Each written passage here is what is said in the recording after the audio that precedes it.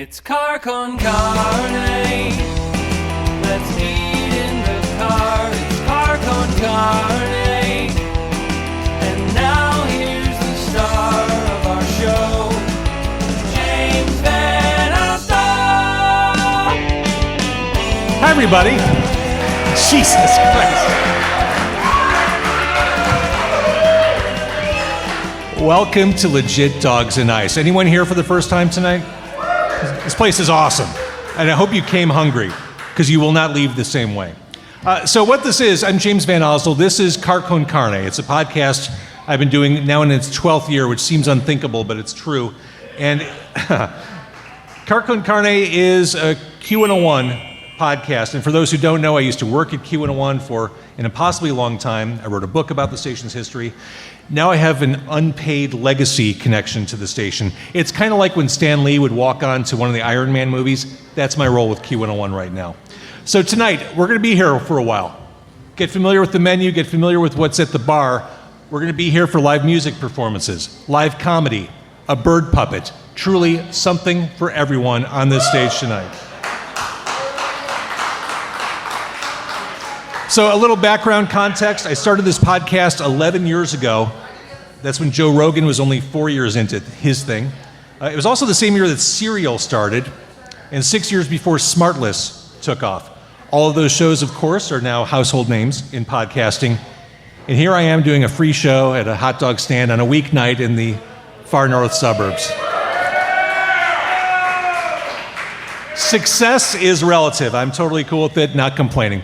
Car Con Carne is sponsored by Easy Automation, easy-automation.net. Are you looking to transform your home, office, or business into a smart, seamlessly connected space? Easy Automation is a local business. They're headquartered in bucolic Aurora, Illinois, and they deliver custom automation solutions tailored to your lifestyle.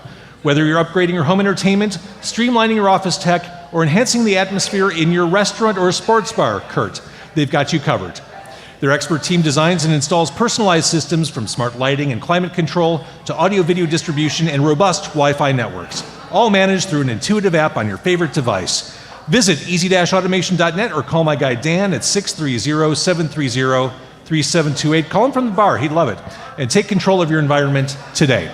Also, one of the beautiful things about doing this DIY Greater Chicago area podcast is I have local sponsors. You're not going to hear ads for Hims on the podcast, although I probably would take their money. I have local sponsors. 2 of them are here tonight. My next sponsor is 90 Days in the 90s, a rock and roll time travel story written by Andy Fry. And sweet baby Jesus, Andy Fry is in the house. Andy, come join us and tell us about your book. He knew this was coming and sat on the opposite side of the restaurant. This is like the Oscars. I didn't think I'd win.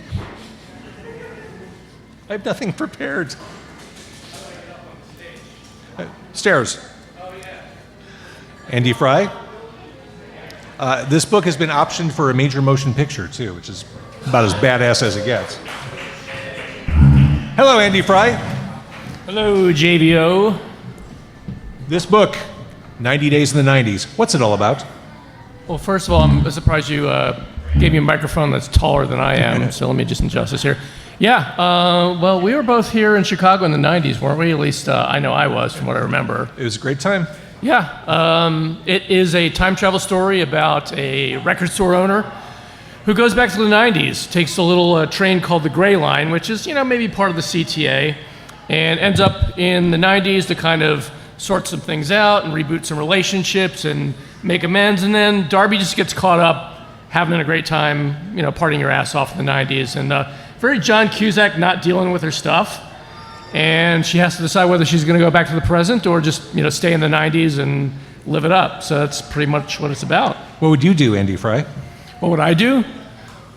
I don't know. I might come back. I might go back and forth, but if that were an option. Yeah, that was an option. All right, so where can people get 90 Days in the 90s, a rock and roll time travel story written by Andy Fry? Well, obviously you can get it on Amazon, or if you want to support your local bookstore, or if you want to pick up a copy tonight, if you've had a couple of drinks and are just feeling nostalgic, I'll be here for a while, and you can just buy it off me. And actually, a portion of it goes to a local charity in Chicago called Katie's Kids, which I volunteer for, and so yeah. Andy Fry, everybody. 90 Days in the 90s. Well, thanks, Andy. Thanks, man.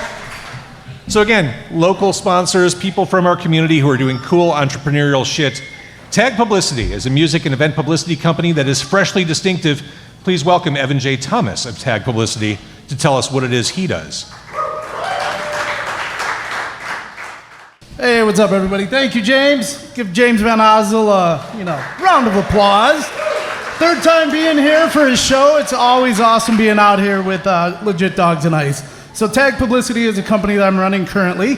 We are a music and event publicity company, as he said, freshly distinctive. Tag Publicity is a full-service entertainment, PR, talent development, branding, digital marketing, social media management, product... Holy cow. Easy I got for you too to much say. stuff on here. Project management, distribution, content creation, booking, public relations company. Whew, That's a lot of headed stuff, by me. Evan J. Thomas. That is headed It's by a lot me. of stuff. So you can reach out to me anytime for your PR needs if you're in a band or any of the sort. Email is Hey, what about a restaurant? We do have a restaurant. I've hit them up before. They got to answer me back. So there you go. EvanJThomasPR@gmail.com. You can follow Tag Publicity on Facebook, Instagram, and TikTok. Amazing. Evan J. Thomas, everybody. Thank you, sir. So again, this is for a podcast. We're recording everything. So what we do here tonight can be forever enshrined on the internet, that everything will survive long past the impending Third World War. That said, when you see stuff you like, hear stuff you like, be loud and demonstrative about this. We want people who are listening and watching after the fact to realize, oh shit, we fucked up, we should have been there because that looks and sounds amazing. So be extra supportive of everyone on the stage tonight. And that said, I'm incredibly grateful to everyone who's going to be here on the stage with me tonight. They're all here under what I like to call the independent musician agreement. No one's getting paid. Everyone was promised hot dogs and exposure. It's the classic bait and switch in Chicago, and they all fell for it. So, one final thought. Like I mentioned, the world's a little terrifying, hair-raising. The headlines are filled with shitty news. Our collective mental health is taking a beating. I'm glad we can do this together tonight. We don't give a shit about all the political stuff. We're just here to have a good time, enjoy good food, enjoy drinks, enjoy music, have a laugh. So with that, have fun tonight, drink more beer, take home a stranger, do all the things. We fucking deserve it. Are you ready? All right, my first guest is the leader of a fantastic Chicago-based band called Badcandy. She first appeared on episode 757, and she's solo tonight to get things started in the best possible way. Please welcome from Badcandy, Alex Subak.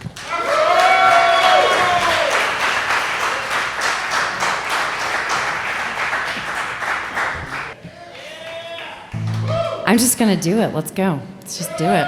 Thank you.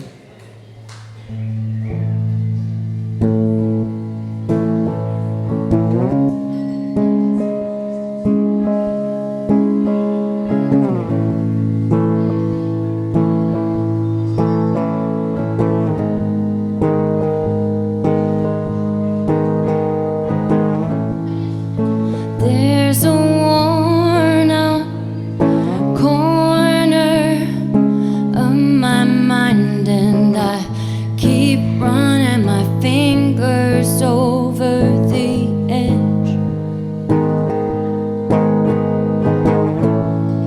And if it could be mended, I would have never pretended I see.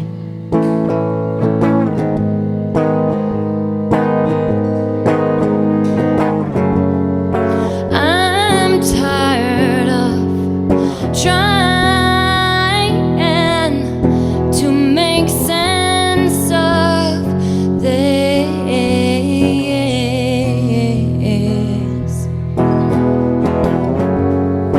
I'm tired of trying to make sense of this. I'm tired of trying.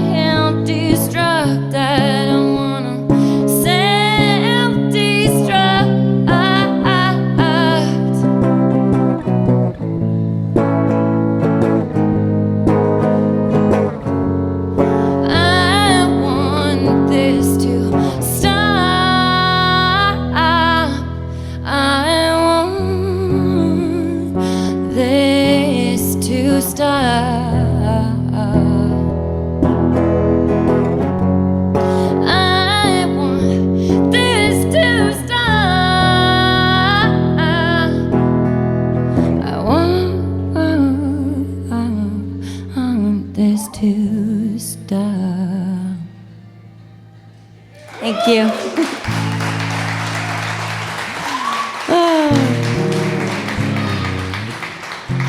So I have one more really depressing song to play for you, and then I promise there's a comedian later. It's gonna be great. We're gonna have a great time. Yeah, cheers.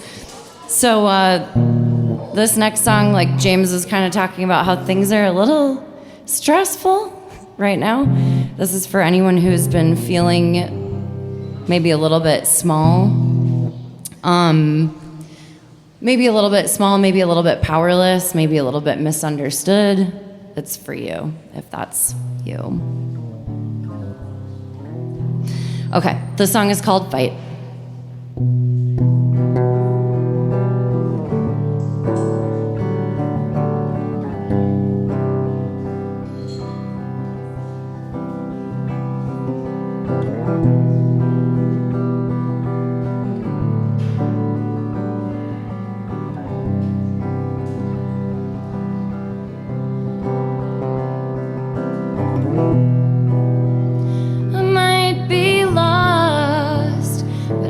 I've been lost here before. And I know I might look helpless, but I'm more prepared than I appear to fight back.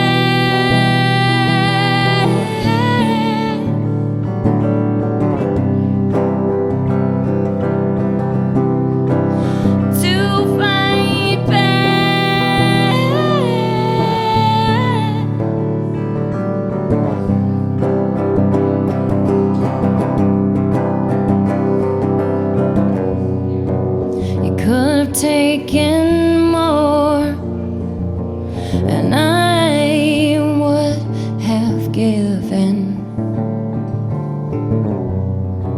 'cause there's no making sense of this world that we live in.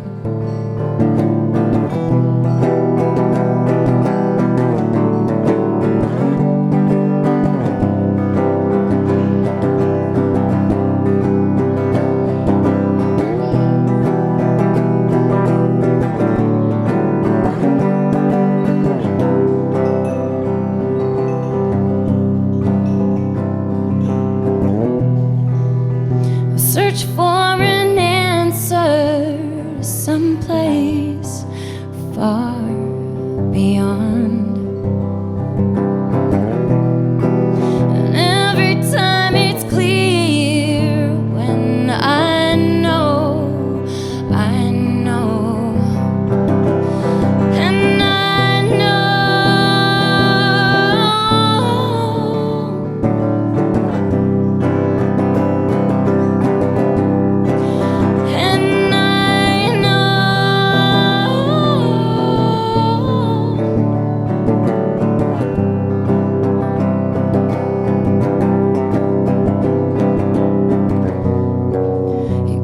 Taken more, and I would have given, 'cause there's no making sense of this world that we live in.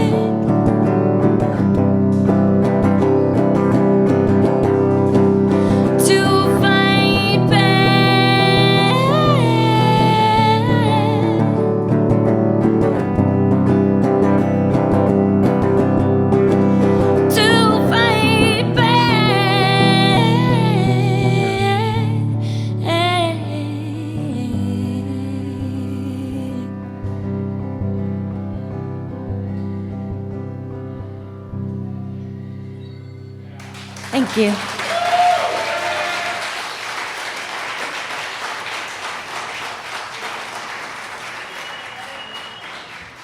So Bad Candy, now I know, Alex, we're here in South Elgin. You just got back from Thailand? I just got back from Thailand. What were you doing there? My fiance and I do Muay Thai, which is a martial art, and we were studying Muay Thai. So, well, exploring too, but we were just training Muay Thai in like 90 to 100 degree heat, sweating and dying a little bit, but it was really fun. Is that kind of like when Danny Rand went to Kunlun to become Iron Fist? Yes, maybe. Yeah. No one gets the reference. Fuck.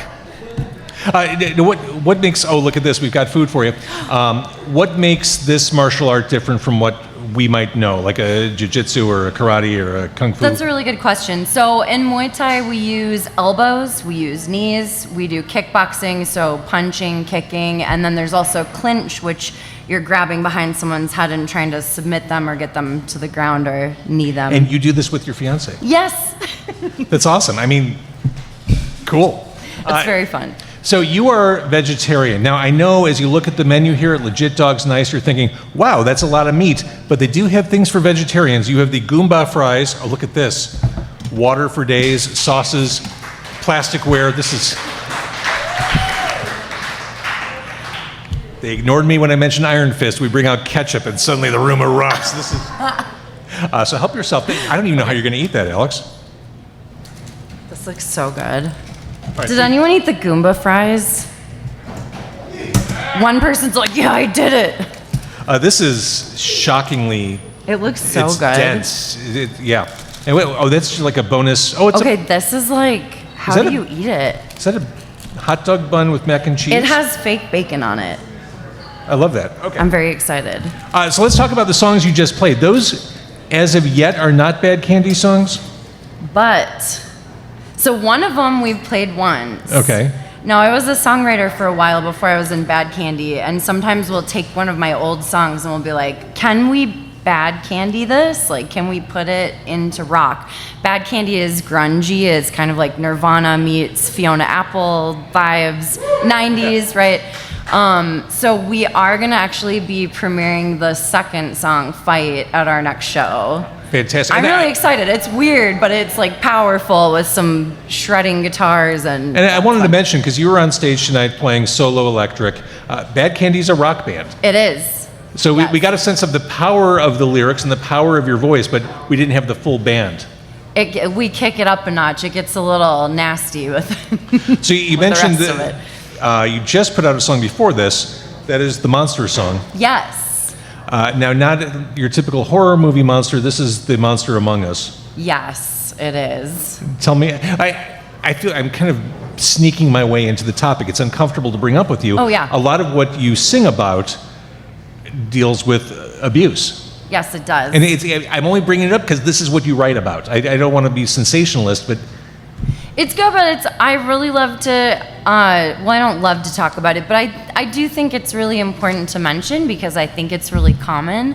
So I'm a survivor of domestic violence, and a lot of my songs are about my healing process and what I went through, and I love putting it into songs, not just because it helps me like get out rage and all of just helps me like expel the bad, but it also is like at every show there's at least like one or two people that come up to me afterwards and they're like, oh my God, I am going through that right now. I just had to get a restraining order. Like just like stuff like that. And I just think it's really important to like, and especially as someone who does Muay Thai, who is in a rock band, all that stuff, like it can happen to anyone. You're not like, you're not free from it just because you're whatever you think could be free from it, if that makes sense. So between writing songs about it, between beating the shit out of your fiance and the martial arts that you do, you have plenty of avenues to work through issues. I do. It's really great.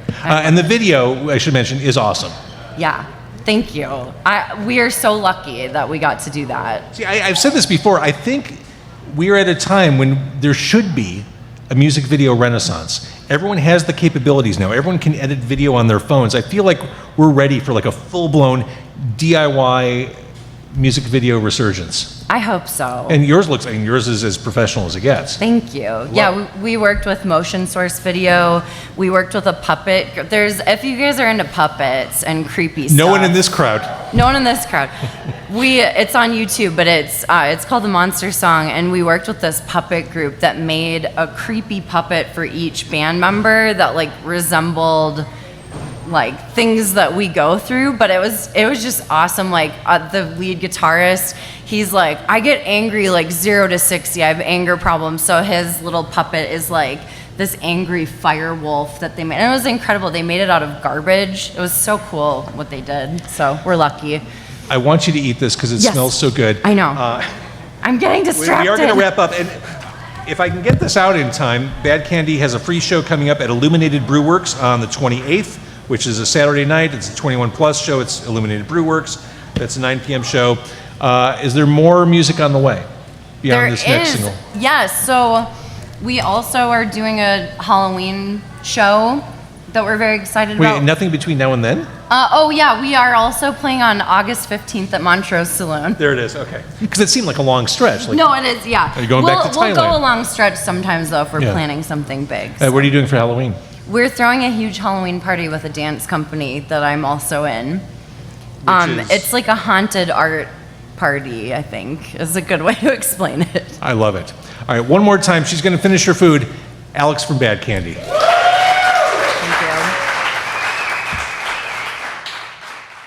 My next guest is a comedic essayist and deep divist who's been reporting on the news, science, and humanisms every week for the past 15 years. Unlike many of his contemporaries, he's a bird. When I first talked with Legit Dogs Nice about doing live events in their room, I absolutely did not prepare them for this. Please welcome Chad the Bird. What's up? Humans, you may not cuddle. Humans, you may not be emotionally available. Humans, you smell weird. You don't listen and you might be finished too early. Don't worry, it happens to a lot of species. But humans, you give great headlines. As a bird journalist, an avian cub, a fowl contributor looking for a good story out there in your world, I'm looking to you because the rest of the animal kingdom can't make news for nothing. Squirrels, remember where their home are? That's not a chyron. Duck quacks off at tourists. That's not a headline. That's a breadline. Raccoon steals trash. Who doesn't? But you humans, in your day-to-day, you don't even have to try. From the door to the car to work and then back, no matter how little you get, you give back-breaking, knee-quivering, sheet-soaking headlines, and I'm here for it. Thank you for making it easy and breezy to be a bird in your world looking for the scoop, because I don't have to look far, just at you. Tuesday, April 15th, 2025. The headline read, "Man who didn't want to look after girlfriend's pet sent bomb threat to cruise she was on." Back in January of 2024, whomever is reading the emails at Carnival Cruise Lines got a wild one. Not because it was longer than whatever Tiffany needs to tell you something but can't say it to your face even though she knows it's not worth the drama, but because it said, quote, "I think someone might have a bomb on your Sunrise cruise ship." And though that sounds like an awkward flirt, it set off the alarm on the Sunrise, which had just departed from Miami towards Jamaica. And so the personnel had to do the thing and search over 1,000 staterooms, and the ship was escorted back to port. All of this, it turns out, was because a 19-year-old Michigan man who was living with his girlfriend's family at the time was so torqued off that he had to stay home and watch the pets while they all went on a cruise that he called in a bomb threat, beaching the cruise liner, sending them back to Michigan. And on April 15th, 2025, it was announced that he will, in fact, be going to prison for 8 months. Could have been 5 years, so really that's a win for him getting 13.3% of a 60-month sentence for a federal offense for ditching him for Jamaica, stranding his ass in Michigan in January. I mean, I get it. But really, it's the crew that paid the ultimate price. Because have you ever been on a cruise? Do you know, someone said yes, so you know the sick, there's kids here, so stuff people get up to in their rooms on a cruise ship. You know how they say what happens in Vegas because a lot of it happens in Vegas? Now put that on a boat, coming out of Miami, going to Jamaica in January, and imagine what happens behind closed doors on that musty floating bang tanker. That is a singular level of hedonism matched only by a drunk, just divorced aunt at a wedding. And there's Midwesterners on there, ditching the January freeze, flocking like horny geese to the coast. Take all that and put it out to sea where no one can hear you, Shiraz.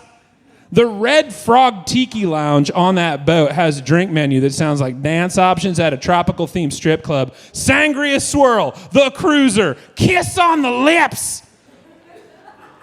Plus, it's just Diet Caribbean synth tunes 24/7. That's musty music to anyone fleeing a Michigan winter. And you're trapped. You can't leave. You're out to sea. The only option is chapstick and enough Fiji water to make sure you don't have a heart attack because they're not coming to save you. It's the White Lotus in Margaritaville.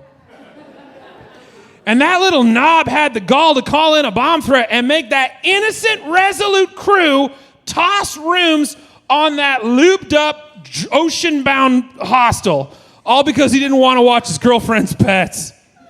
Do they not have the word no in Michigan? I only hope the Carnival Cruise has adequate mental health services available to the crew that has searched the rooms, let alone clean them on the daily.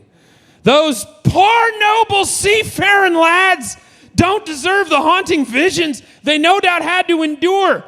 Why, no, going to the ocean was an honor back in the day. And you've gone and soaked it in pink drinks and vanilla-scented regrettable hookups. Gods be angered! So yeah, that kid's in jail. And that relationship's probably done.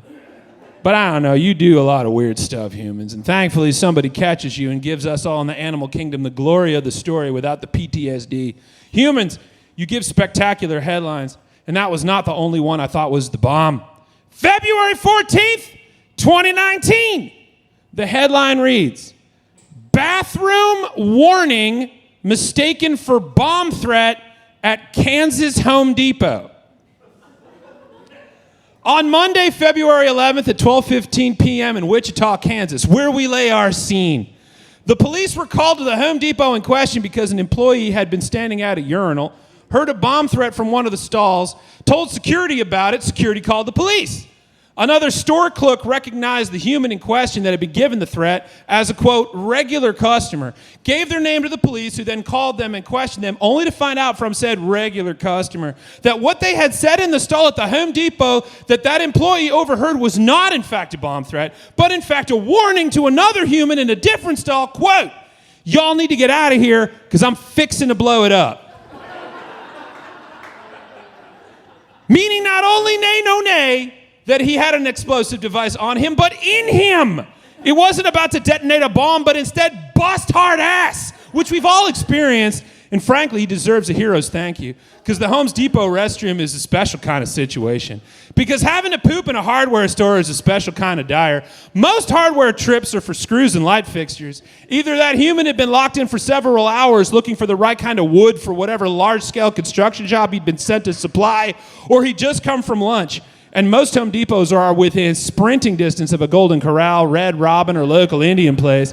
And he just misjudged the timing and had to pull in for a light bulb or something. It was Valentine's Day the next day. But that is no reason to visit a Home Depot. So it must have been all business. But that couldn't have been his only option for taking a tanker to drop his cargo. It's not like Home Depot is noted for its pristine bathroom options. So best I can figure after Googling is that this guy was crushing a loaded BBQ mac and cheese and Modelo's at Side Pockets. He got too drunk to drive, but not too drunk to poop. And you're not going to incinerate the bathroom at a Side Pockets on a Monday at noon. Everybody's going to know it was you. There's like 5 people in there with staff. So instead of dropping hot Monday dumps near family, he has precious minutes to find the nearest public stall free of shame within jogging distance, because anyone crushing Modelo's and mac and cheese at noon on a Monday doesn't sprint. But the countdown has begun. The clock is ticking, Jack Bauer, so he Google Maps. There's no way he's going to Papa John's. Do they even have public restrooms? But luck was on his side, because if you do, in fact, and you can do this at home, Google Map Home Depot in Wichita, Kansas, you will find that it shows its public bathroom as a location on the map. This is, of course, if the Home Depot in question was the one on McCormick Avenue, not on Woodlawn Boulevard. But I think I'm right, because that one's next to a YMCA and an elementary school. Though it is within jogging distance of the Hog Wild Pit barbecue, so really it's dice toss. But anyway, he leaps carefully, because he's armed at this point, side strides across the parking lot and makes it just in time. But he's a gentleman. He's a good human of the people. He's not here to offend. That's why he left side pockets in the first place. He warns anyone nearby that he is, in fact, about to, quote, blow it up. And anyone ever had to exercise a daybeer demon knows that that's serious. And we need to clear the building. Anyway, no charges were pressed, because why would you? The only thing this guy is guilty of is quick thinking and relying too much on the bathroom at Home Depot's proximity to mac and cheese and Modelo's, because they recognized him as a regular. But hot poops and cool heads be damned. Humans, you slob the best headlines. But perhaps the most hottest brag-worthy to the guys at the Country Club headline you ever gave me thus far. I don't know. I don't think birds can be citizens yet. But with headlines like that, I'm going to put a ring on it, humans. Was back in January 29th of 2022. Massive brawl breaks out in Ben Salem Golden Corral over alleged steak shortage. Now, you don't pull your hair back and go ham on me with that kind of spectacular verbiage and not expect me to flame broil my search history, Googling until I scare the hell out of my internet provider, whilst also writing a Netflix pitch, which I have. And before I read it to you, I'm going to need a verbal agreement from everyone here that you will not discuss the following plot or possible casting choices with anyone outside the discussion, because it'd be a jerk move. Also, I wrote it, so be cool, okay? Okay, so first the facts so far as we know them. Friday, January 28th, it was in the evening, a balmy 32 degrees, but it felt like 27. The 1400 block of Street Road in Ben Salem, Pennsylvania, where we lay our scene. Police were called to the Golden Corral in between the Chick-fil-A and the Aldi. These police were called to investigate a little tussle, a scrap, a rumble that went down. You see, a 40-person brawl at a Golden Corral, which is something that happens from time to time. It's something you if you live by a fault line, you got to expect a tremor every now and then. Seems someone was none too happy in line at the Golden Corral waiting for their steaks, because when you want a steak from the Golden Corral, you are not in the mood to be messed with, so don't go messing with someone in line at the Golden Corral waiting for steaks. Those are fighting words. Dylan Becker, well, he saw it all. The former employee himself told CBS 3, quote, "There were two parties in line waiting for steak. Someone had cut in front and started being picky and finicky about the steaks and taking it so long. And then someone else spoke up and said something I guess the other party didn't like. And then it just looked like it turned into an all-out brawl." He went on to say, quote, "I've never seen nothing like that in a Golden Corral before," which should have been a warning to all of us here in 2025, because April and May was a hell of a year. That should have tipped us off that it wasn't going to get any better, that things at the Golden Corral were getting rough. Now, Dylan's friend Gavin, he saw it all go down too. He says, quote, "There was a shortage of steak, and two parties were involved, and one family cut in front of another family, and they were taking their time, and they ran out of steak, and it got into a heated exchange at the table." And if that doesn't corroborate what Dylan was saying, well, I don't know what to tell you.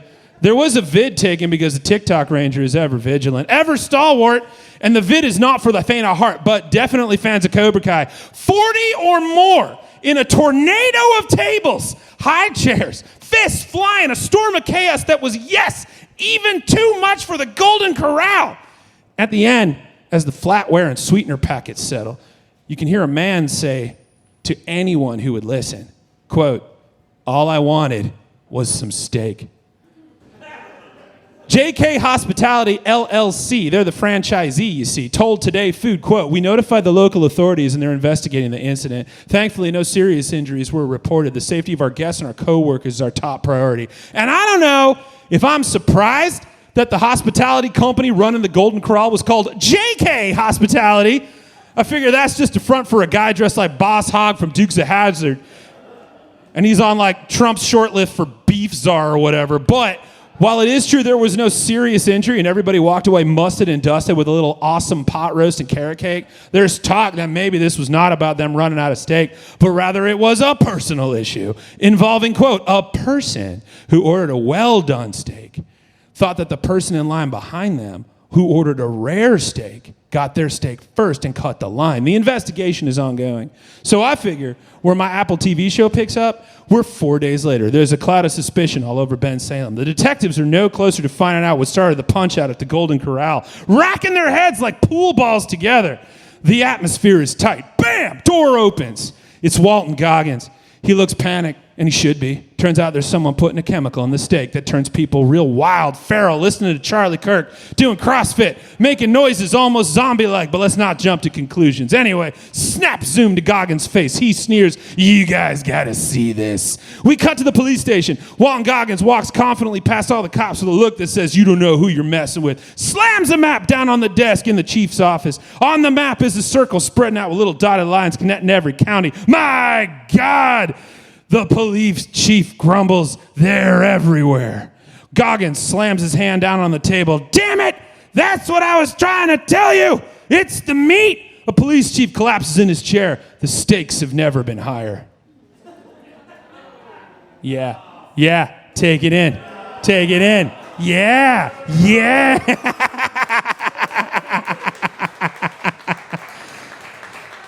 And that's just the first act. Is he right? Is he crazy? Both. Was it a steak shortage or was it the steaks were cooked wrong? It could be anyone, but in the end, it wasn't the steaks at all. It was pride. Pride was the real killer here. And as the camera pans up to the sky, we black out on a single paragraph. A text appears in the blackness. Nothing beside remain. Around the decay of that colossal wreck, boundless and bare, the lone and level sand stretch far away. We're getting Ludwig Göransson to do the music, so it's going to be like pan flutes and epic, but with like complex emotional core. Could this be a multi-seasonal thing? I mean, we got a plan, obviously, but personally, I think this is a standalone miniseries. But that's just me. I'm a simple bird. And all of this is probably going to change when we get more details. But just for a blessed second, can we have these crazy stories, innocent and pure, be about a 40-person brawl that broke out over steak at a Golden Corral? We have had so much devastating truth and disappointment and hard lessons come at the back end of hilarious news stories lately that we're like due for a fun one, right? Can we not just have deeper, darker, horrible details come to light for just one story? Can we live in a dream for a moment that this is just hilarious and not deeply troubling and horrible? Can I get a verbal agreement that we're just gonna let this exist, beautiful and free? I know I should have standards for the head I want, but sometimes you gotta be grateful for the head you're getting. And humans, we have us a bit of an issue in the relationship, but you give the best headlines. Thank you so much. Thank you, everybody. Good night.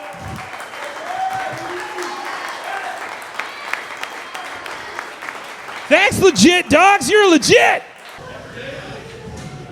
One more time for the inimitable Chad the Bird. Hey, I'll put him up. Yeah. And he brought a friend. Yeah. There he is. Oh my God. That's meat. That's weird. Anyway, hey everybody. Try the chicken dog. Dark. How's everybody doing? I can't do this. No, you shouldn't. No one should be doing this. You should all be in bed. All right, so Chad the Bird. That's me. You are also a podcaster. Yeah, that's true. Are you still enjoying it, or are you at that point where it's kind of a drain or a drag? No, I mean, it's fine so far. I get to use Zoom, so I don't have to go out, especially in the summer because humans get the grilling eyes. And I'm like, I am tiny and can't run very fast. Right. And I get it, though. I slept next to a radiator. I woke up and I smelled delicious. So, like, I'm with you. But I got to be careful. I got things to do. We're at a point in this moment in society where the bird is better dressed than literally every other guest that's going to be on stage tonight. Well, I have to be. Well, because you're presenting the news. No, I have to look like I belong. Otherwise, once again, they're going to think that one of the leftovers got out of the cooler. And then I'm going to have to be like, no, I work here. And we're at a point where the bird puppet reporter is more sophisticated and well-spoken than literally 99% of reporters across America. This is a messed up timeline. I mean, here we are. Yeah. Again, are we drinking or what? Yeah, we are. Like I said, we're here to have a good time. Everything out there is scary and awful. In here, this is all fun. Yeah. Chad the Bird. Yeah, it smells great too. So, Mr. the Bird, we got Hello. you the Polska, right? The Polish sausage. You did? Polish sausage topped with pierogi. Huh? Which- You have a Polish dog topped with pierogies, and is that bacon on there too? Yeah. Oh, damn. Chicago, I love you. Never change. Just kidding. This is Elgin. Illinois, I love you. Never change. It's Chicago adjacent. We're all close. We're just eating cased meats. That's all we're doing. That's We're all. just cased meats Antonia. That's what we should be called. So, Chad the Bird, Hello. I know you're a horror fan, as am I. am I a love horror movie fan. Not horror in the world. I'm a horror movie fan. Right. So, did you grow up with horror? Like, were you that kid who was like watching Svengoolie or going to the... I'm always nervous, and it's nice to see other people do nervous things, so I don't have to feel nervous for a moment. Plus, every now and then it's a monster with big eyes, and I'm like, yeah, same. Do you think, as a lot of people do, that we're in kind of a golden age of like a renaissance of horror? Yeah. Well, that should surprise no one, honestly. like, look, read the news. I'm like, or watch the news. I figure there's somebody out there just like doing a couple of lines or just, snorting some fat dork, being like, yeah, I can do better than that. What if he's here tonight? So, mark the time. It's 9:28. This is when I lost control of the entire event. We're done. Yeah.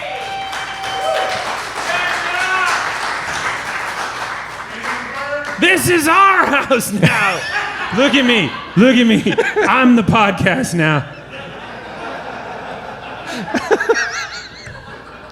So I have a lot of bands on stage. We've got Glory Days coming up later. We've got Heligoats coming up next. We just heard from Bad Candy.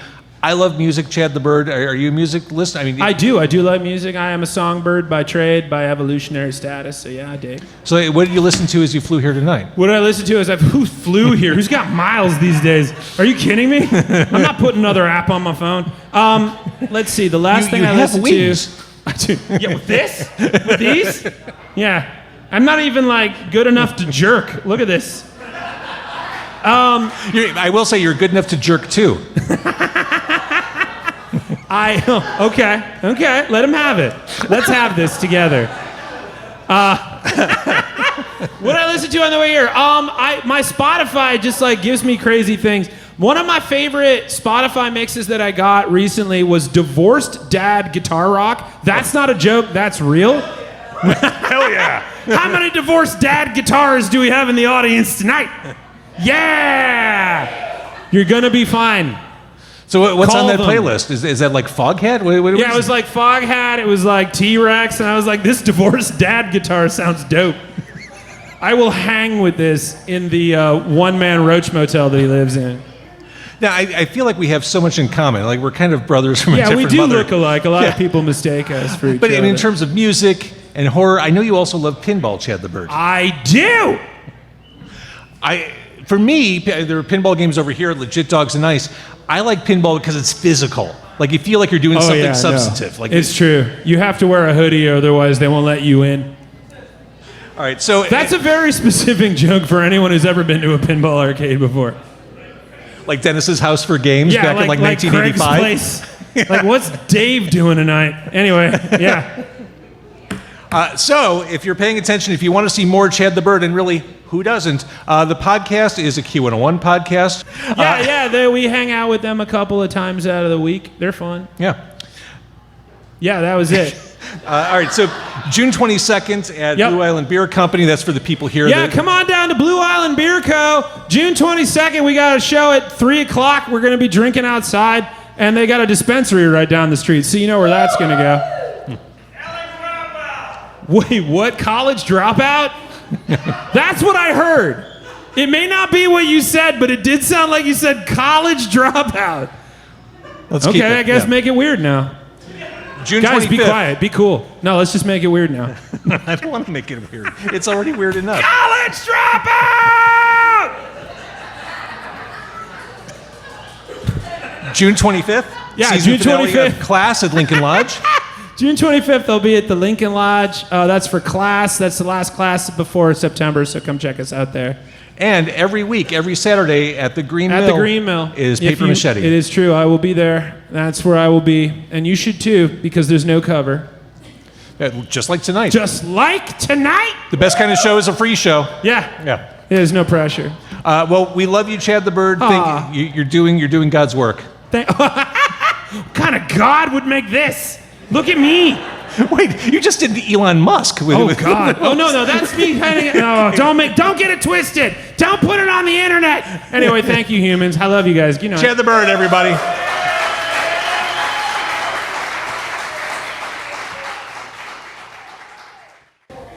All right, ready for more? I am.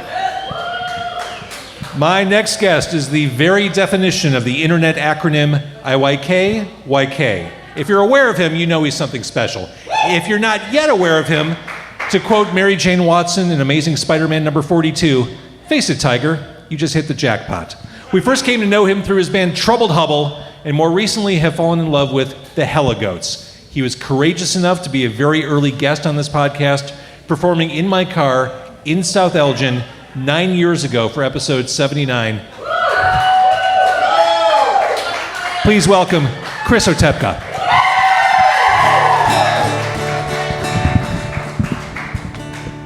What episode are we at now, James? 1057. I was episode 79. We're at 1057.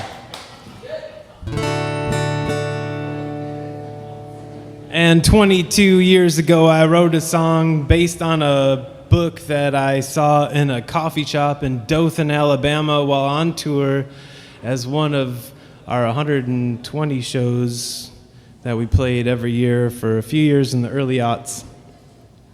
I wrote a song called 14,000 Things to Be Happy About, and I didn't ever pick it up or open it until now that we're celebrating our 20th. And I acquired the book. My last show was April 27th in Medford, Oregon. For 3 weeks, I was sharing one thing to be happy about. When I saw 14,000 things to be happy about in this coffee shop, it felt good enough to know that there were 14,000 things. I didn't even need to look. I was just like, hey, that feels great. So tonight in South Elgin, we're going to share. An example would be like Portland got the smell of drywall. So Barbara Kipping, she knew what she was doing almost 3 decades ago, and here is one of your 14,000 things to be happy about, South Elgin. Thanks to Chad the Bird, and to badcandy, James Van Osdel. I'm going to play 2 quick songs, we'll make this quick. I've just been opening it and pointing at it. They're not numbered, they're not bulletized, it's very loosey-goosey. This is what you get. Oh man, it's terrible. Playing Kissy Face. That's what you get tonight here at Legit Dogs and Ice. This song's called 14,000 Things to Be Happy About.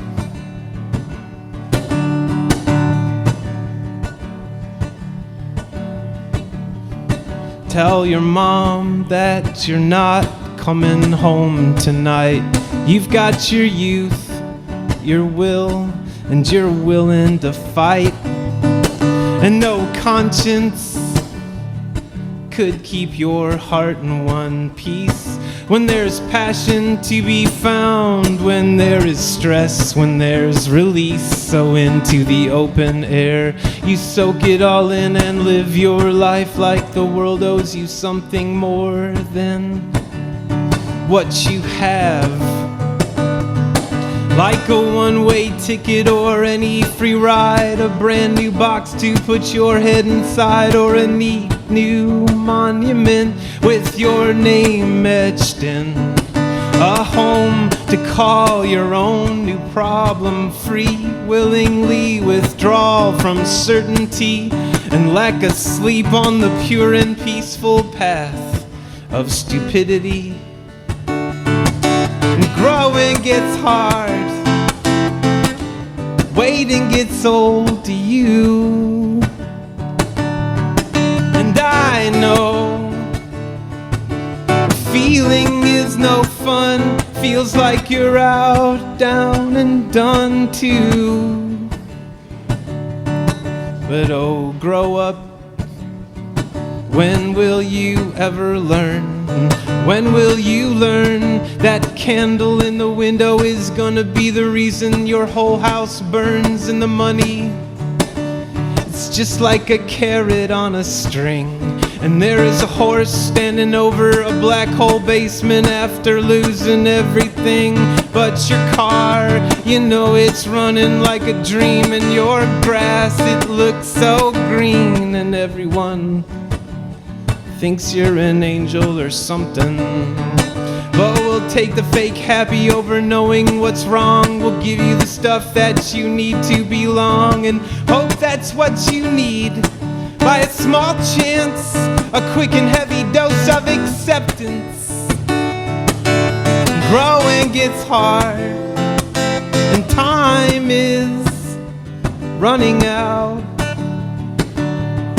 and you'll die a young and exciting death, telling us in your last breath there was nothing to be happy about.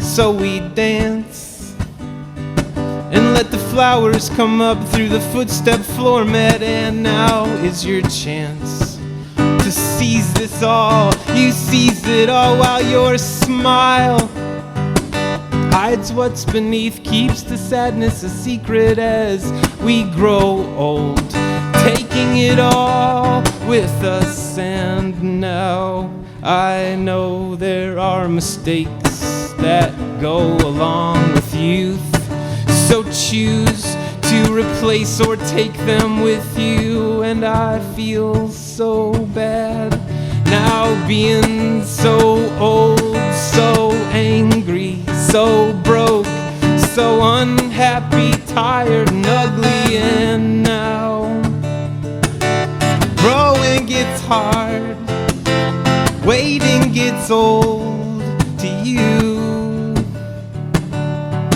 And I know the feeling is no fun, feels like you're out, down and done too. And you'll die a young and exciting death, telling us in your last breath there was nothing to be happy about. All right, thanks.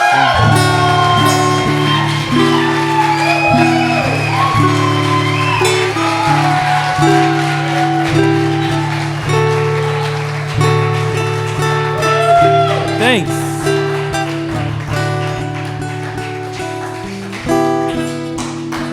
I was gonna play a song about Leonardo DiCaprio, but now I feel inspired to play a song about being just grateful in general.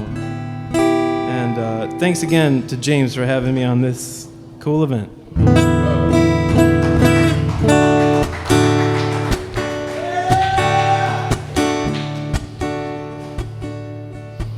I've got a driver's sidearm, I've got distribution, I've got people in a rut. They know I love them, but they don't know how much. And it was an interesting angle to have been laying in when you say we're on the same page. When you say I should just be singing your praises, anxiously waiting on the next note you play me.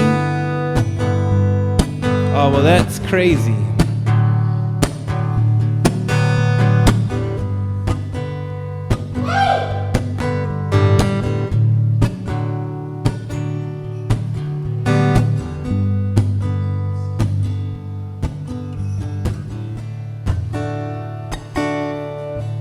And out of all that I've received, you gave me something that I never knew I needed. I never knew I was frozen until you turned on the heat to reveal oceans of honesty.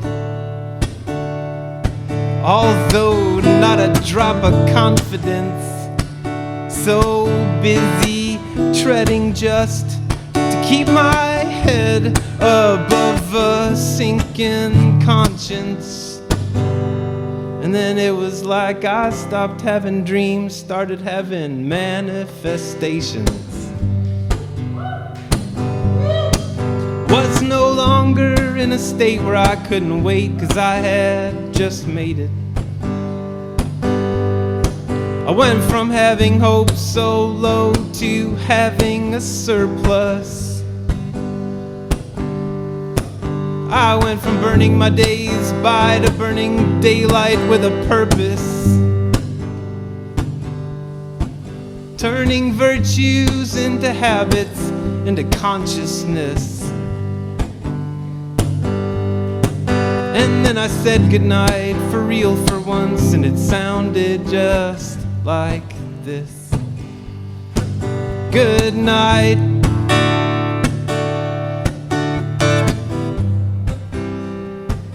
Goodness gracious, good night.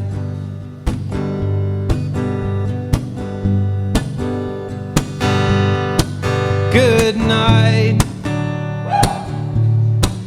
Good night. Goodness gracious, good night. Thanks, everyone.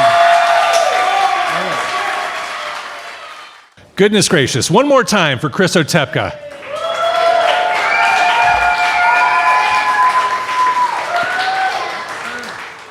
We've got food for you because you earned your right to eat supper.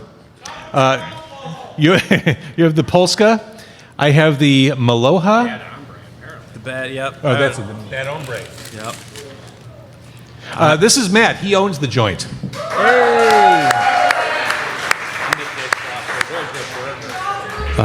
Matt got mad at me when I came in here. I asked for the bad hombre on the side. I wanted to try it separately. He came out from the kitchen. He's like, "Who ordered the bad hombre on the side?" This isn't meant to be consumed by a human mouth or jaw. It's just ornamentation at this point. Thank you. Thank you for the support. I didn't know what the arrangement was. I ordered two. Like one for my girlfriend. One for Heligoats, one for Troubled Hubble.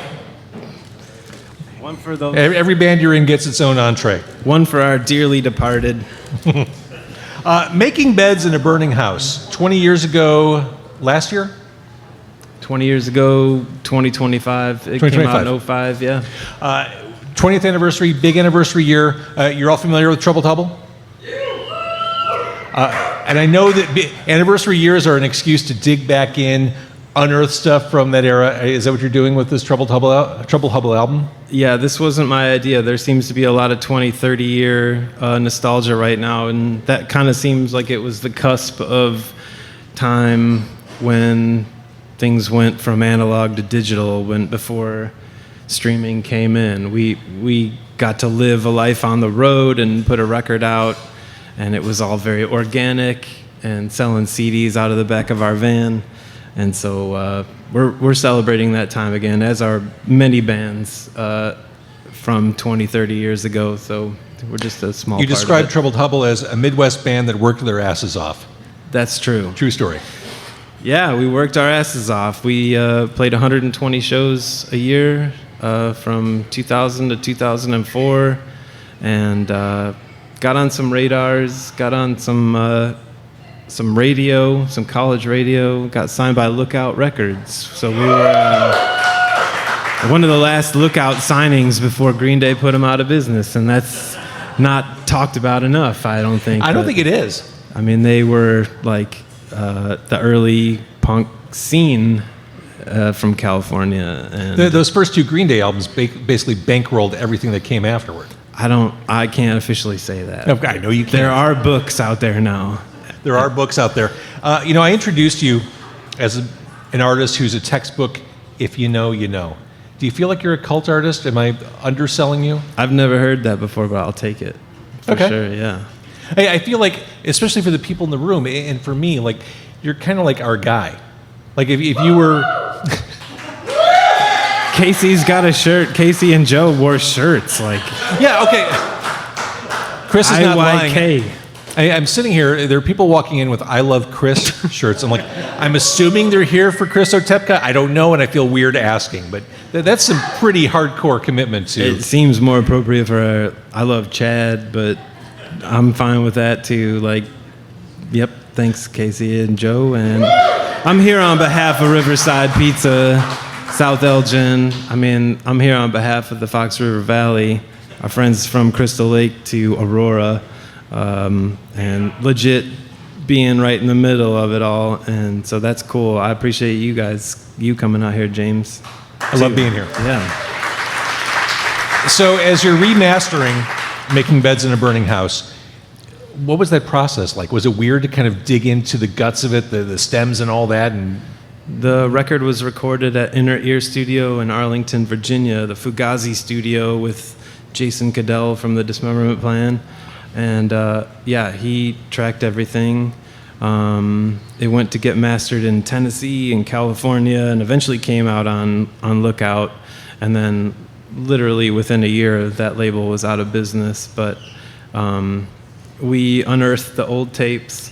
We retransferred the tapes digitally at Electrical Audio in Chicago, at Steve Albini's old studio. We got a whole new digital read on our old tapes, and then gave it to some buddies to mix and master, and it's a whole new experience. And it comes out in August.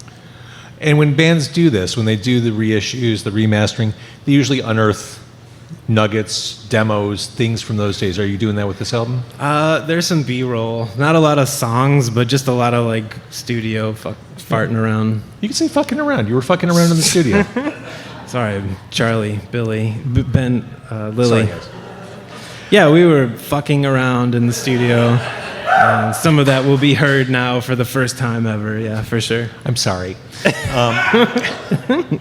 after hours. It is yeah. It's 10 o'clock on a school. If you're night. out with your kids right now, you're an irresponsible parent.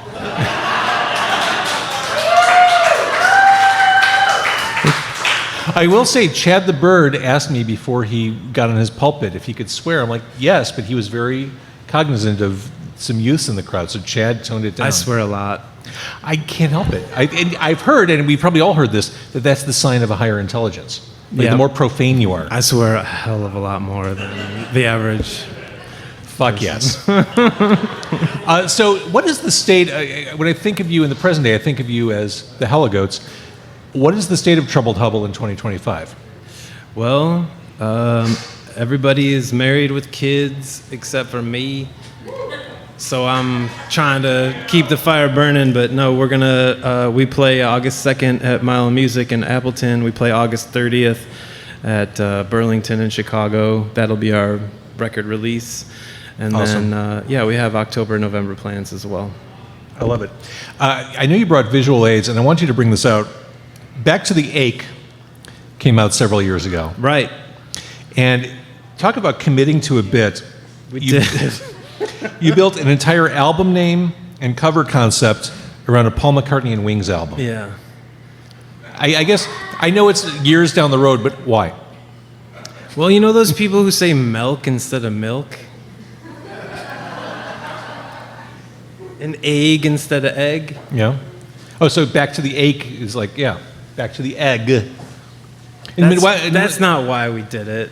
I just wanted to ask if you knew those kind of sure. people.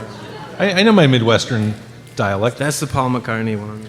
Side by side, this is almost demented, the level of precision and accuracy in recreation. Almost Demented was the documentary title, Yes. actually. This is the... We're years bring it past on, that. Paul McCartney. Sue us. Let's go. Come on. That's what we were hoping for 10, 12 years ago. No, we don't want to be in the news associated with Paul McCartney. Please. Stop. All right, so Burlington, August 30th. Thanks. Appleton on the 2nd. Yep. Love you. Love your music. Love you, Chris James. Otepka. Hey, thanks.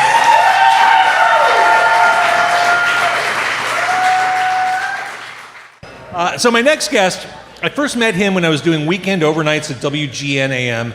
I can't believe I actually did that. He's since been on Car Con Carne a few times, and I always love having him on. Most recently, he started up a YouTube show called Travel Daddies, and we'll talk about that. Please welcome Eric Oren. Clap it up for yourselves. Everybody go nuts. All right. Clap it up for Legit Dogs and Ice. They got a sign in case you didn't know it. Clap it up for James. Okay. All right, okay, my turn. I'm not going to play with any of the shiny pedals in front of me, although I want to. Okay, let's see here. Guys, I don't know about you guys. I work from home. Anyone else at home work or clap it up, go nuts? That's right, okay. I love it. It's very convenient. I like working from home. My only problem is that I spend so much time by myself and my weird sense of humor for like 48 to 72 hours at a time, right? That my first interaction with the outside world is a total swing and a miss, right? You guys ever started a sentence and realized you hadn't cleared your throat in the last 72 hours, huh? I was at a Starbucks, I was like, I'll have a double tall non-fat caramel macchiato. Can I just tip on the card? That's what I'll do. I'll just do that, right? You guys ever made a joke with a stranger and realized you took it way too far?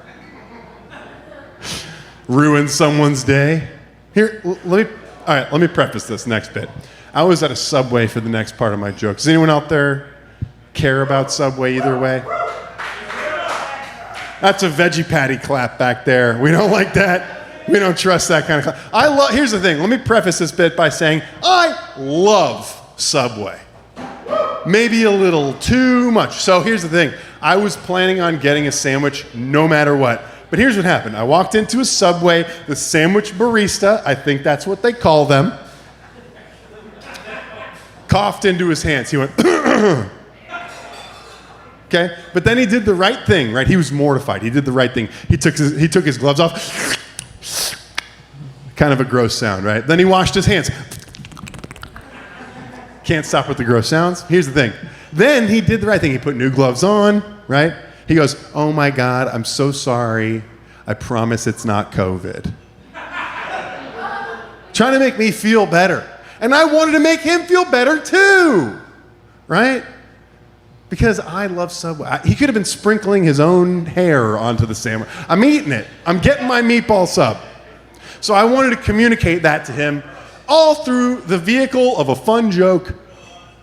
He goes, oh my gosh, I'm so sorry. I promise it's not COVID. And I go, it's probably worse. Huh? No? Okay. I mean, you're going to die from what you have, right? No? Okay. Fantastic. Can I tip on the card or should I just fuck off to a Quiznos? Do they still have those? Is that a thing? Listen, I don't know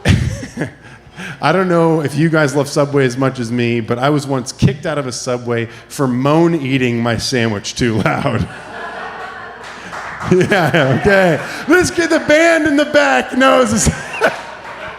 The band gets it, right? Okay. When you only got, $8 to $9 to spend, Subway is the spot. All right. Moan eating a sandwich, in case you don't know. All right, that's when you take every bite as an opportunity to express your thanks to the chef. Is the chef what you call someone who makes your sandwich at Subway? In my case, it was a kid named Kai, and he had hand tattoos and neck tattoos and no other tattoos. Anyway. Yes, Kai. Kai was none too pleased when he kicked me out of Subway about 6 inches into moaning into my foot-long sandwich. Can't handle another 10 minutes of moaning, sir. You have to leave. The other patrons are getting concerned. Let's see here, guys. I was recently given my first bit of acting work in a very long time. Clap it up for me. Gas me up. Here's the thing. I was flattered, and it's another prefacing the joke thing. I took this job. It's already done. It was flattering, but it was also embarrassing. I got what's called typecast. Are you guys familiar with the term? Yeah? Okay. That's where they take what you look, act, and sound like, and they slap a really mean label on it, and then you do that on camera for everybody, right? Does anyone have any? I thought I was going to get a cool type, right? I thought I was going to get like older brother on a Disney series, right? Wasn't as good looking as he thought he'd be. He takes his shirt off every 3rd or 4th episode. Good enough for a B plot, right? Nah. Anyone have any guesses what type I did get? Shout them out. It's not TV. We can see each other. Shout them out. Drug dealer? That's a lot nicer than the ones they gave me. What was this? Drunk driver. Okay. I'm giving off drunk vibes. That's apparently good. Shout them out. Let's go. SVU. SVU. Not, that's a show, sir. That's a medical condition no one can pronounce, including you. Anyone else have any other ones? Shout them out. Gym teacher. I'll take it. You guys are a lot nicer. Okay, now it's a podcast where we roast me. Fantastic. No. Let me tell you the type I know we're having fun with this part. It's fun. Imagining all the terrible things I am. High school dropout. You know what? Keep going. That's fine. I'm fine. He did an encore. I'm going to keep going with this part. Shout him the fuck out. Divorced dad. We have? Okay. Didn't hear that one. Couldn't tell what the guy in that sweatshirt said, but okay. Stand-up comic. Nice. She's watching the show. What? Too tall for... I have a joke about that. We're not going to get to it tonight. I already gave up my encore for this. You guys really made it pay off. Here's the thing. Do you want to know the type I really did get? I got dumb husband. Yeah, okay. Yep. You guys are acknowledging because you've ever seen any commercial geared towards men or families. The husbands are always the biggest, dumbest animals in the pack, right? Yeah. And like I said, I already did this. This is on the internet for you all to see somewhere pretty soon. I'm not going to tell you where because you just have to search for it, and it's there, all right? Dumb husband. This is the script they sent me as the dumb husband role, and I agreed to this and shot it, right? I needed it. I needed the work. Actor enters kitchen. Leaves to do a silly thing. Right? Then, presumably, actor's wife, busy mom, active woman, career lady, enters kitchen. She drops off her bags from work. She drops off some groceries. She opens the cabinet lined with Merrick's Pappy's pot roast dog food. She uncans some of it, dumps it in a nondescript white bowl. Sorry for the weird sound effects. That's not the last one you're going to hear.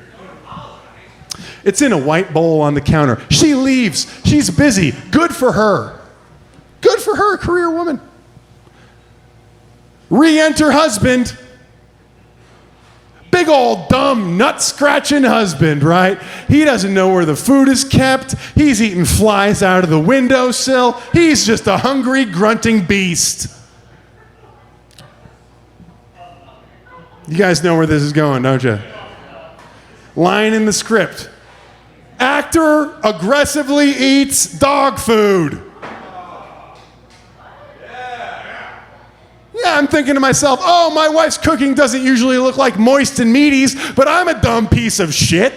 This looks like my dinner. So I said, yes, Mr. Director. His name was Kyle. He was younger than me. He didn't want to be called Mr. Director. But sure, I'll eat your aggressive dog food. And they didn't have picture dog food. This is real dog food. They didn't have fake dog food on this internet commercial set. So I said to myself, sure, I'll take a couple bites of dog food. 1, maybe 2 takes, 3 takes, maximum, right? My co-stars on this commercial were Great Dane puppies. Ah, pretty cute. When your co-stars on anything are Great Dane puppies, you don't do 1 or 2 takes. No. Does anyone have any guesses how many takes? You do. Ah, Chad the bird gets it. 27 takes, people. So do you guys want to know my real takeaway after doing about a cup and a half's worth of Merrick's Pappy's pot roast dog food? Down the gullet. It's not so bad. That's right. The palate starts adjusting. That's right. And now every time there's a bad storm coming and I'm walking down the canned dog food aisle at the grocery store, I'm thinking to myself, nah, Maybe I should grab some. You put it over rice, it's basically Hawaiian food. I probably have time for one more short one. Fantastic. Guys, I don't have a stand. I can't put it in the stand. That's fine. It's just theater of the mind. Fantastic. Listen, I drove here from Oak Park, and I just drove around Elgin a little bit. I was a little early. Fantastic. Okay, cool. But you live in Elgin now, sir? Fair enough. Close enough. Elgin specifically. I see 20-mile-an-hour school zones all over the area. We need to do better. That's dangerous. Shame on you. What is a 20-mile-an-hour school zone actually and really, if we're being really honest about this? But just optimal cruising speed for the pedophile. No, no, no. We don't want to let them slowly cruise by and scout the playground. No, no, no. You want to keep kids safe? 90-mile-an-hour school zones. Cars just whipping by. Meow. That's how you keep the kids safe. All right, guys, clap it up for your host, James Van Osdal.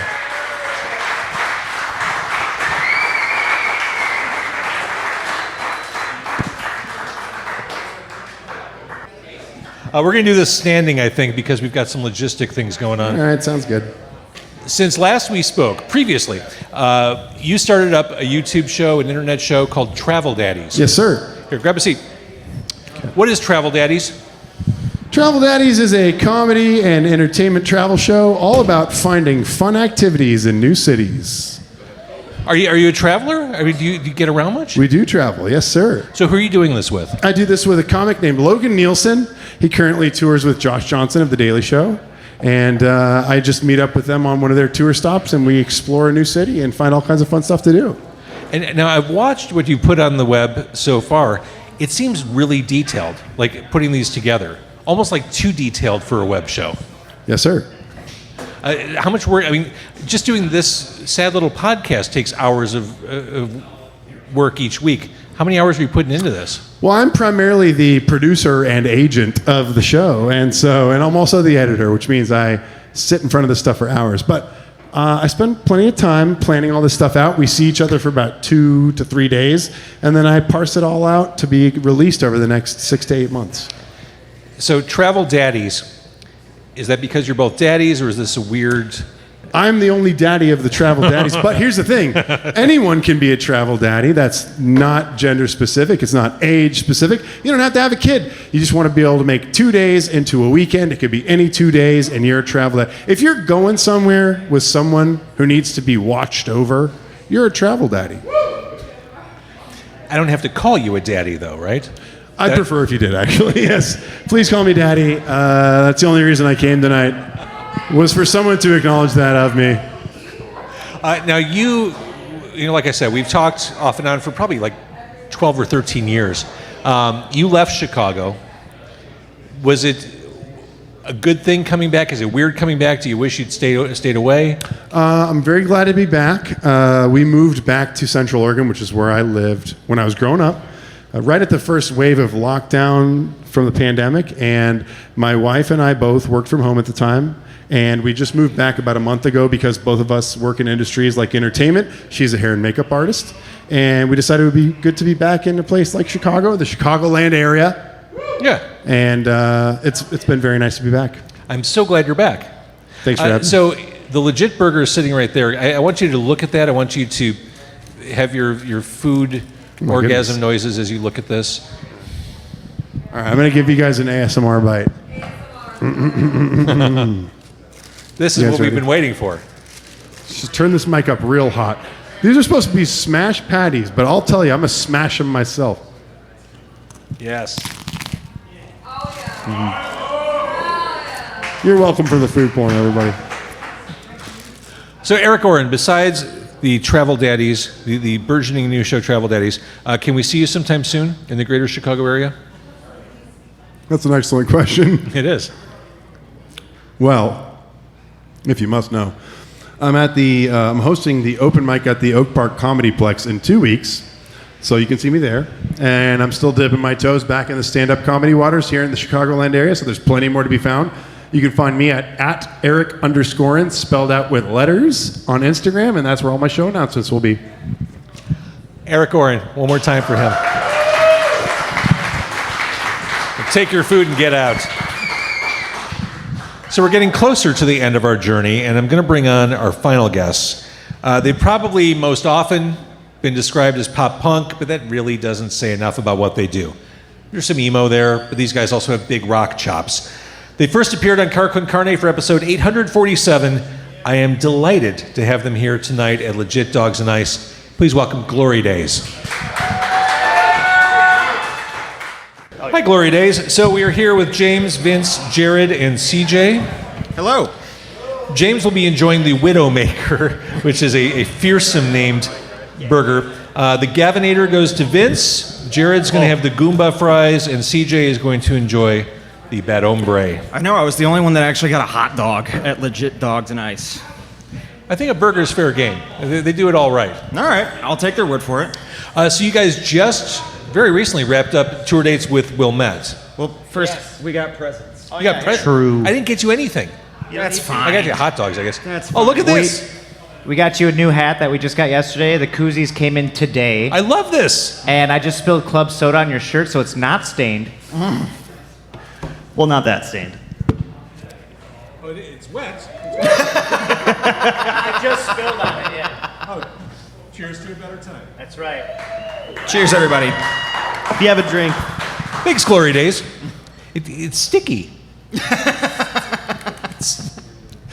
Thank you for the sticky clothes. That's. You're you welcome. can thank James for that one. All right, so you just came off the road with Wilmette. How did that go?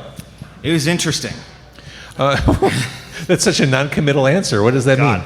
Well, the first night was, oh my goodness. Yeah. Common reaction to the food here. The first night was great. It was our first time playing in Minneapolis, Minnesota. My God, you expect us to eat this? I'm gonna and then moan play and eat music? this. All right, let me get in here real quick. Might as well just do it. First night was in Minneapolis. We just Oh, yeah, did kind of like a weekender run. The second night was in Madison, Wisconsin, and then the last night we ended up in Milwaukee, so we could just like work our way home. All the days were great. We definitely met some interesting people. We got kicked out of an Airbnb, not for like anything fun or cool. Was it double booked or something? It was double booked, but trying to get 10 guys in a band out of an Airbnb in a timely manner was a chore. Wait, 10 guys. So is it you and Wilmette? Yes. Yep. Oh yeah, that's not easy at all. No. Because you don't travel with like a tour manager, do you? Nope. Nope. Okay. Oh, We God. just had our buddy Chris taking photos, and that was it. And all of us were just in vans. So glamorous. Pretty much. So, Clocks is the latest song and video. This is the song. You guys know Glory Days? This is the song I think we were waiting for from you guys. I think this is a total slam dunk. Oh, thank you. Thank you very much. The bridge is killer. Tell me about writing this song. Oh boy, how sad do you want to get? I don't want people going home happy. I mean, I got to give the credit of the instrumentals to James and CJ. They were very hard hitters on the instrumentals. I did a lot of the lyrics and the vocal melodies, obviously with some help too, and just workshopping. The lyrics are the sad part. Yeah, I know, but I wanted to at least give the happy part so everybody can be depressed while we play. No, I mean, essentially it's losing a loved one, going with grief. Unfortunately, about 3 years ago, lost my girlfriend, which is unfortunate. But that's basically what the song is about: our life together, as it was through high school up until a few years ago, and then still not wanting to talk about it. If you know the song, but obviously talking about it. It is interesting. So you communicate through song and kind of leave it there. Absolutely, yeah. I mean, it's the one thing I have to be able to be as vulnerable as I can, especially as somebody that works in blue collar. I can't talk to them. I could talk to these guys because they're all my best friends, but it is what it is. And you guys have been together for a fair amount of time so far. How long have you been together? Next year will be 10 years of this lineup. Yep. So the band, what? No. Damn long. Yeah. That's a good way to put The it. band started in 2016, and then Vince and I joined in 2017. I feel like every time I think about you guys, and certainly the last time I talked to you, I feel like you're right there. I feel like this is a band like right at, it's like the going on the American Eagle, and then you're right there at the top. And you're just kind of waiting for that downhill descent. I feel like you're right there. As we're recording this, it'll be too late once people hear the recorded podcast, but you're about to play with Red Jumpsuit Apparatus. Yep, we're doing that tomorrow. It's tomorrow night at the Vixen. If you guys want to stay up late one more night and come see a big show, that would be awesome. Last time I saw you were opening up for the Counting Crows show and for Vignettes. Like, oh my God. Big Hooks, great sounding band. You're playing the Wakanda Street Fest on August 30th if people want to see you this summer. And that one's free too. I love it. Free is the best kind of show. What else awaits? Are there more new songs tumbling in after Clocks? Yeah, so we've been doing kind of like a slow rollout of new songs just because the music industry is a wild west. It is. Always and ever changing. So it's definitely like we've been doing just like single by single. So we've got like 2 more singles like just in the chamber before we do like a big record release and make like a huge deal out of it. I'm concerned about Jared. He's got the Goomba fries. Have you touched your fries? I've had about 3 bites and they're great, okay? Are you okay? You barely touched your food, honey. You barely touched your Goomba fries. All right, Glory Days, thank you for doing this. I feel guilty putting mountains of food in front of you as you're about to bring the rock. But you are going to bring the rock. Absolutely. And you're going to close this thing down tonight for us. So give us a couple seconds just to move these tables out of the way. The next thing you're going to see on this stage is Glory Days. And if I may, real quick, I do want to give a big shout out to James here. Thank you for putting this on and having everybody here. Thank you to Legit Dogs. Tip your bartenders. This is so cool. I swear to God. And thank you to everybody who was performing before us. You guys were all incredible. Thank you so much.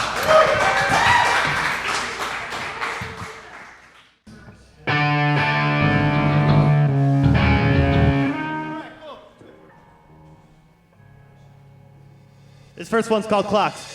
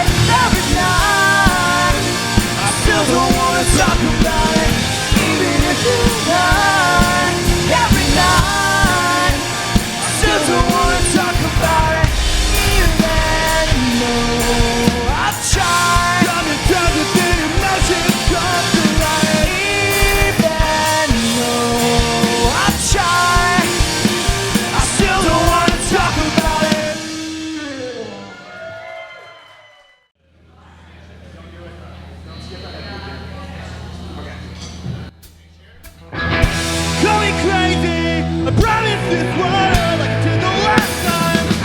Like I did the last time. Like I did the last time.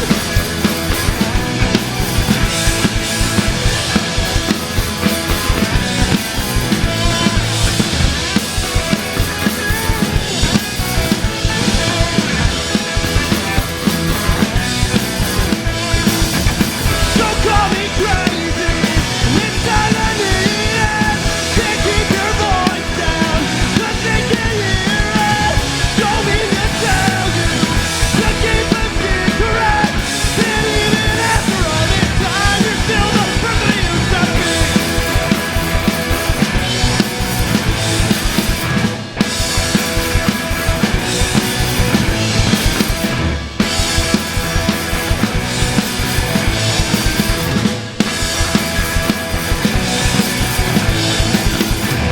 I won't run away, but still you'll see the back of my head. When will you grow up and take the chance to do the things you want to? It's a story, wasn't who you are, you need pain. You're the better man, but you won't give me the chance. It's the things you said, the things you said, the things you said to me.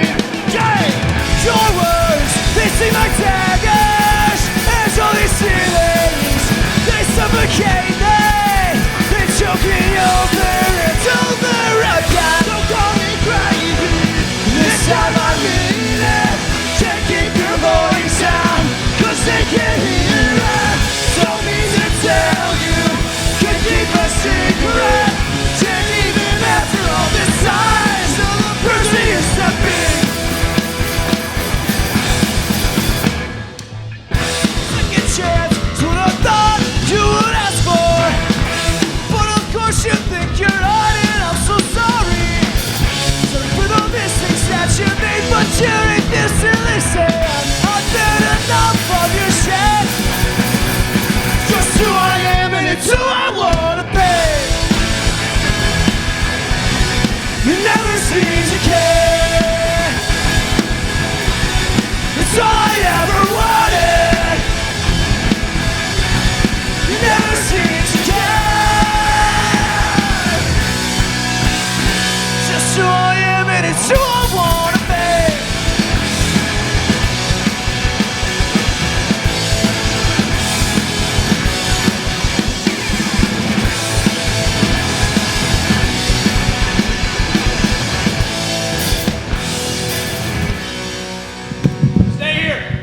Stay here so we can say thanks to Glory Days. Now, that said, we are kind of at the end of our journey here. Real quick, want to give some thanks to all the guests. Like I mentioned earlier, they were here for hot dogs, french fries, and the promise of exposure, the classic bait and switch. Thanks to Alex of Bad Candy for kicking us off. Thanks to Chad the Bird. Chris Otepka of Troubled Hubble and Heligoats. Eric Oren, or dare I say, Daddy. Also, Glory Days. So on a regular podcast schedule, that would have been 5 separate episodes. You got them here all in one place, one fell swoop, one massive session. I want to thank Legit Dogs Nice, Matt and Jennifer, for their hospitality, for their food. I do hope you'll come back and eat here again, because the food's just great. I want to thank Kurt and Jennifer Harrison also for all that they've done.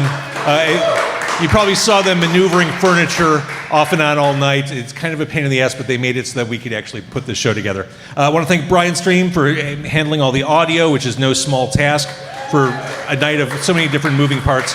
And thanks, of course, to you. It's a Wednesday night. It's a school night. It's not an optimal night to be up past 11 o'clock out at a bar. So thank you for hanging out with us tonight. Much appreciated.